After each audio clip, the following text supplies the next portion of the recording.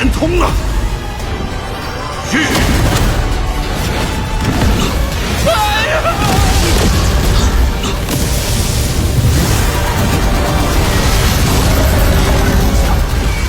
太过雷，太过雷龙定无法全部吞噬。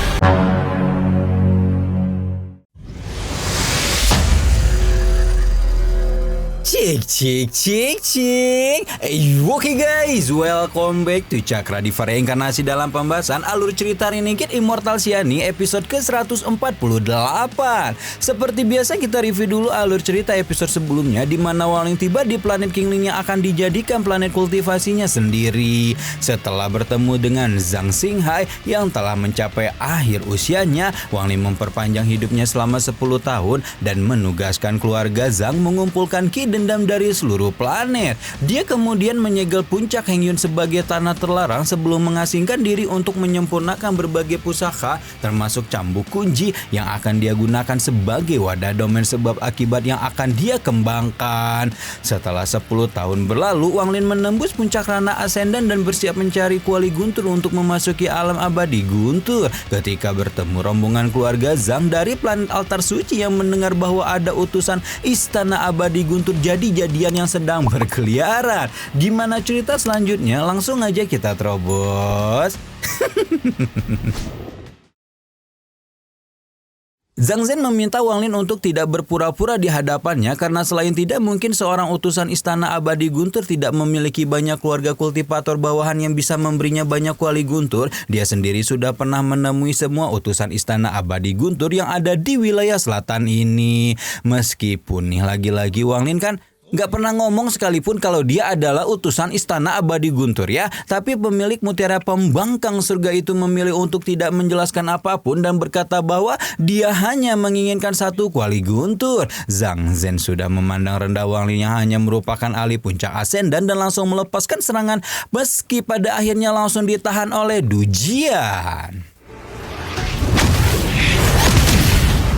Zhang Zhen auto kaget melihat kultivator antah berantah ini ternyata memiliki boneka ranah Yinsu yang bahkan tidak dapat dihancurkan oleh api hitam peluru tulang keluarga Zhang. Karena sama-sama berada di ranah Yinsu, pertarungan antara Du Jian dan Zhang Zhen pun nampaknya akan selalu berakhir imbang dan sia-sia. Karena itulah Wang Ling sekali lagi menunjukkan gestur bahwa dia tidak berniat mencari gara-gara dan hanya meminta kepala keluarga Zhang itu menyerahkan kuali Gunturnya. Meskipun menyerahkan kuali Guntur mungkin akan menjadi penyelesaian yang cepat, tindakan itu akan membuat Zhang Zhen kehilangan wajah di depan anggota keluarganya. Dan oleh karena itulah dia masih bersikap sok keras ketika akhirnya menggunakan teknik rahasia mata ketiga yang hanya dikuasai oleh para kepala keluarga Zhang.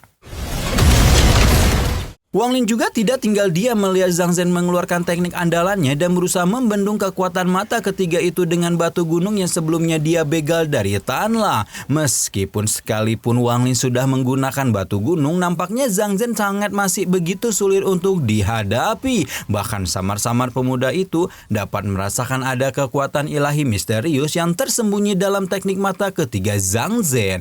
Merasa tidak ada gunanya memperpanjang baku hantam, Wang Ling pun memerintahkan Le Shuo untuk menyumbangkan kekuatan gunturnya dan membuat binatang guntur itu segera meludahkan bola guntur ke arah batu gunung. Baru dengan bantuan Le Shuo itulah Wang Ling dapat memukul mundur Zhang Zhen dan berniat segera mengakhiri pertarungan. Tapi tiba-tiba tiba-tiba saja Zhang Zhen meminta Wang Ling menghentikan serangannya dan berkata bahwa dia akan menyerahkan kuali Guntur sesuai dengan apa yang ahli misterius itu inginkan. Karena pada dasarnya Wang Ling memang ingin menghindari pertempuran yang tidak perlu, dia pun langsung menghentikan serangan dan menerima kuali Guntur dari Zhang Zhen tanpa banyak bicara. Namun ketika Zhang Zhen berpikir bahwa urusan mereka telah selesai, tiba-tiba saja Wang Ling mengajaknya untuk bertukar teknik ilahi, di mana teknik ilahi yang dimaksudkan oleh pemuda itu adalah mata ketiga yang baru pemuda itu saksikan. Zhang Zhen meminta Wang Ling untuk tidak bersikap serakah, namun pemuda itu tidak menyerah dan memberi kode kepada Du Jian untuk mencari sesuatu yang dia butuhkan. Zhang Zhen tampak cukup panik ketika melihat boneka Yin Suwang itu tiba-tiba saja merangsek ke planet altar suci miliknya. Namun ekspresinya segera berubah ketika Dujian kembali dengan binatang roh yang setengah sekara, di mana binatang roh itu akan segera dijadikan bahan simulasi segel pembantaian oleh Wang Lin. Wang Lin menyebut bahwa teknik yang baru dia tunjukkan diwariskan oleh senior Rana Suni alias si Tian Yunji, dan segel kehidupan yang dihasilkan dari teknik tersebut memiliki kekuatan pertahanan yang luar biasa. Zhang Zhen menguji sendiri segel kehidupan yang Wang Lin maksud dan langsung dibuat takjub ketika satu helai energi pembantaian saja sudah bisa menahan serangannya. Kekuatan pertahanan yang luar biasa itu auto membuatnya mupeng dan berpikir betapa ngeri kalau suatu saat dia berhasil mengumpulkan jutaan energi pembantaian. Sayangnya, teknik mata ketiga yang Wang Lin inginkan merupakan teknik rahasia sekte yang jelas tidak dapat diberikan kepada sembarangan orang. Memberikan teknik rahasia kepada orang luar akan membuat namanya tercoreng. Tapi di sisi lain, seni pembantaian abadi merupakan teknik langka yang sangat sulit didapatkan. Karena kelamaan mikir, Wang Lin pun main tarik ulur ketika berkata bahwa Zhang Zhen tidak perlu melanjutkan pertukaran ini dan baru saja OTW pergi dari sana ketika leluhur keluarga Zhang itu pada akhirnya tidak mampu menahan dirinya. Zhang Zhen memilih untuk menelan harga dirinya sendiri, toh dia berusaha mendapatkan seni pembantaian abadi juga demi kemaslahatan keluarga Zhang atuh. Sebaliknya, Zhang Zhen justru berusaha mengakali proses pertukaran dengan memberikan teknik mata ketiga yang cacat dan berpikir bahwa Wang Lin tidak akan bisa menguasainya dengan sempurna sampai kapanpun. Wang Lin juga menyerahkan plat seni pembantaian abadi dan tanpa banyak babi bu segera pergi dari sana sambil menjulidi tindakan Zhang Zhen yang hanya menggunakan teknik dengan aura langkah ketiga tersembunyi itu hanya untuk menyerang. Wang Lin yakin teknik mata ketiga ini merupakan sesuatu yang luar biasa dan menukarnya dengan seni pembantaian abadi yang sejak awal memang bukanlah teknik sempurna adalah keuntungan yang luar biasa. Setelah mendapatkan kuali guntur, Wang Lin pun segera kembali ke planet King Lin untuk membuka jalan menuju alam abadi guntur dengan cara yang sama persis ketika dia hendak memasuki alam abadi hujan puluhan episode yang lalu. Bedanya kuali guntur ternyata mampu mengundang guntur abadi dalam jumlah besar dan kesempatan luar biasa ini jelas tidak akan disia-siakan oleh Wang Lin. Wang Lin melepaskan jiwa primordial guntur kunonya agar dapat menyerap kekuatan guntur abadi ini secara langsung. Awalnya proses mukbang guntur abadi oleh naga guntur kuno berjalan dengan sangat lancar, di mana hal itu membuat Wang Lin menjadi sedikit serakah ketika mengundang lebih banyak kekuatan guntur hingga membuat Suligou agak panik dan meminta tuannya untuk tidak serakah. Namun sayangnya peringatan Suligou dan kesadaran diri Wang Lin datang agak terlambat karena beberapa saat kemudian kuali guntur telah memanggil guntur warna-warni yang jelas jauh lebih kuat dibanding guntur abadi sebelumnya. Kekuatan guntur warna-warni tidak mampu diserap oleh naga kuno sehingga Wang Lin pun menarik jiwa primordialnya kembali sebelum terluka lebih parah. Karena malah petaka ini berawal dari keserakahan sendiri, Wang Lin pun akan segera memutar otak untuk mencari jalan keluar dan segera melompat ke bawah kuali guntur karena berpikir kalau dia mungkin dapat menyelamatkan diri dengan bersembunyi di balik kuali guntur yang notabene merupakan tuan rumah si guntur abadi. Tapi ternyata kuali guntur pun mengalami goncangan cukup parah ketika menerima kekuatan guntur abadi warna-warni dalam jumlah besar, hingga membuat Wang Lin kebingungan karena seharusnya kuali abadi merupakan manifestasi dari kekuatan alam abadi itu sendiri. Karena kuali guntur mengandung kekuatan alam abadi guntur, maka mustahil harta tersebut dapat dihancurkan oleh kekuatan guntur abadi. Setelah menimbang-nimbang beberapa waktu, Wang Lin akhirnya memilih untuk nekat dan justru ikut menyerang kuali guntur dengan kekuatan dao gunturnya. Setelah menerima serangan bertubi-tubi dari dua arah, permukaan kuali guntur mulai menunjukkan garis retakan yang menyebar sebelum sekali lagi bergoncang jauh lebih keras dibanding sebelumnya hingga akhirnya benar-benar meletus di atas langit planet King Lin. Oke, sekarang kita pindah tempat dulu ke pintu masuk alam abadi Guntur yang saat ini sudah dipadati oleh banyak kultivator dari seluruh penjuru Luotian tidak terkecuali Shen Gonghu. Nah, ketika Shen Gonghu masih menunggu pintu masuk alam abadi Guntur terbuka dengan tenang, tiba-tiba datanglah Tang Yanfeng yang bisa dibilang menyimpan kebencian mendalam kepada dirinya. Tang Yanfeng langsung mengonfrontasi Shen Gonghu begitu sampai menyebut bahwa dia baru mendengar kabar kalau rivalnya yang angkuh itu mengabdi pada seorang tuan hingga membuat derajatnya jatuh. Shen Gonghu tidak banyak merespon roastingan Tang Yanfeng dan menyebut bahwa ambisinya setinggi langit tidak mungkin dapat dipahami oleh burung pipit seperti tuan muda keluarga Tang tersebut. 鸿鹄之志 Jawaban tenang Shen Gonghu membuat Tang Yanfeng semakin gencar menghinanya, mempertanyakan apakah kehancuran reputasi Shen Gonghu itu dapat dibayarkan oleh ambisi tidak jelas seperti itu. Tang Yanfeng mengingat bagaimana Shen Gonghu merupakan generasi muda pertama yang diangkat sebagai utusan istana abadi Guntur. Kini dianggap sebagai sampah dan dihina oleh klannya sendiri karena jiwa daunnya yang terluka. Bahkan juga diusir dari istana abadi Guntur sampai kehilangan kesempatannya untuk masuk portal VIP milik organisasi puncak sistem bintang Luotian tersebut. Shen Gonghu hanya menghela napas panjang dan mulai mengingat kejadian buruk yang memang baru-baru ini dia dapatkan setelah mengalami penurunan rana hingga tiba-tiba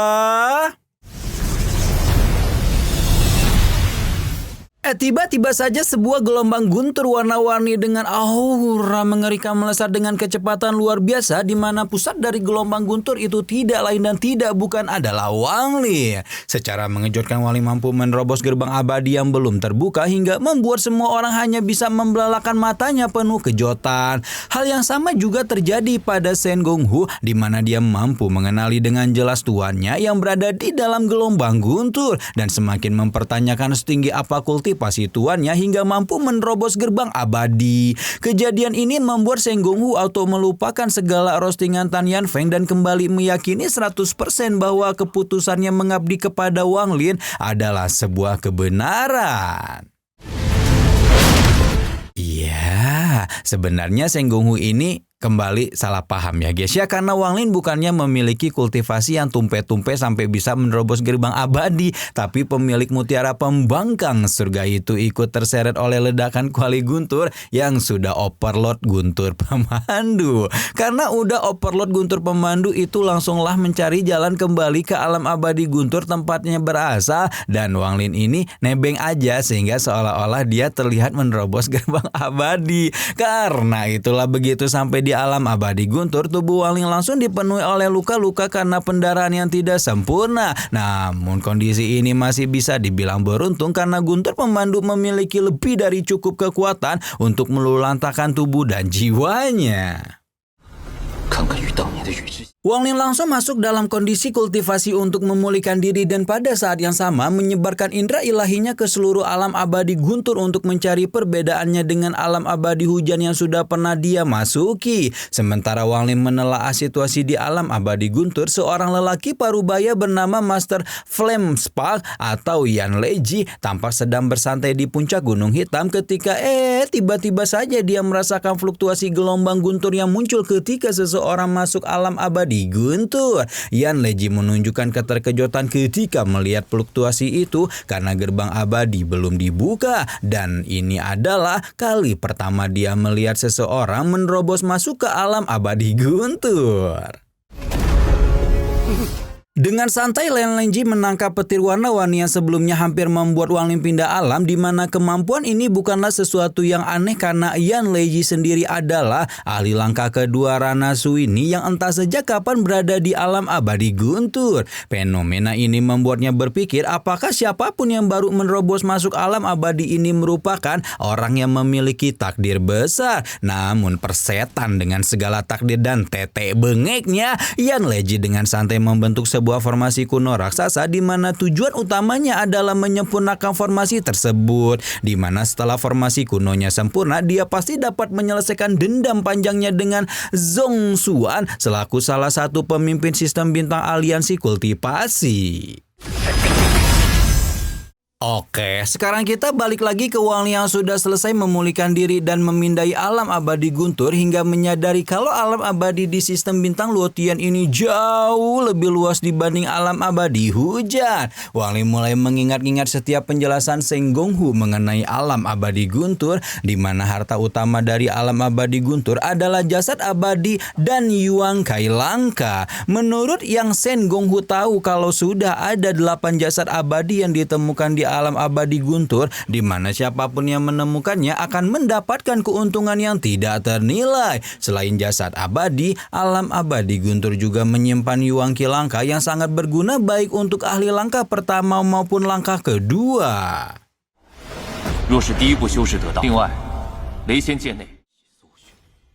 Wang Lin menyebarkan indera ilahinya seluas yang dia bisa selama berhari-hari namun tidak mampu merasakan aura Yuan Ki sedikit pun yang ada di alam abadi Guntur. Wang Lin baru saja mau move on ke tempat lain ketika tiba-tiba saja matanya mendarat pada sebuah botol anggur dengan cahaya berpendar samar yang mengelilinginya. Wang Lin berpikir bahwa botol itu menyimpan Yuan Ki yang dia cari dan menerka-nerka apakah alasan dia tidak bisa menemukan Yuan Ki adalah kekuatan abadinya yang sangat ganjil hingga membuat aura Yuan Ki itu menjadi sangat tersembunyi meski sebenarnya ada di sekitarnya. Tanpa pikir panjang, Wang Lin pun mengurungkan niat untuk pergi bergegas menuruni lembah dan baru saja meraih botol anggur yang cukup aneh itu ketika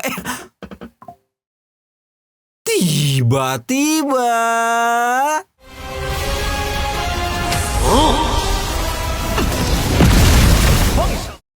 tiba-tiba saja habis.